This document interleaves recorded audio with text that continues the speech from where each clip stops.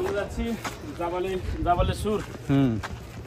যেখানে রাসূল সাল্লাল্লাহু আলাইহি ওয়াসাল্লাম ওই যে মাকড়সা দিয়ে তাকে মানে তাকে দেখে গেছিল হিজরতের সময়, যখন আবু জাহেলেরা খুঁজতেছিল তখন এখানে মাকড়সার চালটা হয়েছিল যে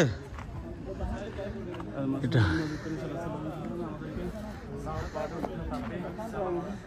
সালাত আদায় করা, আর পাথর স্পর্শ করা এবং গাছপালা ঘিরে নিষেধ।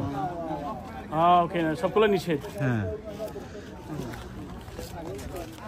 এটা কি কইছে তোর কই বুঝাই, বলছে যে এখানে ইবাদতের উদ্দেশ্য না, এটা শুধু দেখা জিয়ারা, বুঝলি?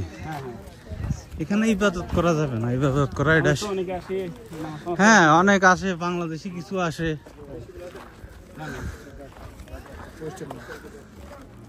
এটা তো পুরো পাথর, হ্যাঁ, বিশাল পাথরের পাহাড়। কেমনি সম্ভব? কোন দিকে যায়? কোন দিকে যায়? ও দূর দূর কেমনে যাবো? ওই আল্লাহ লেখা ওখানে না, এত দূর কেন উঠবো?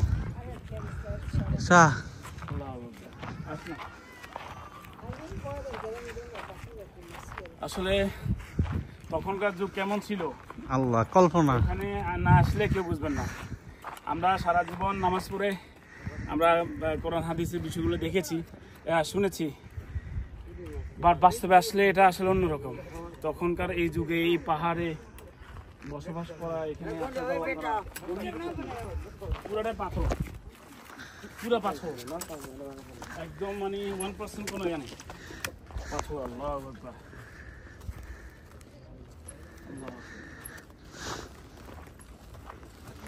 বিশাল বড় পাথর। সব পাথর।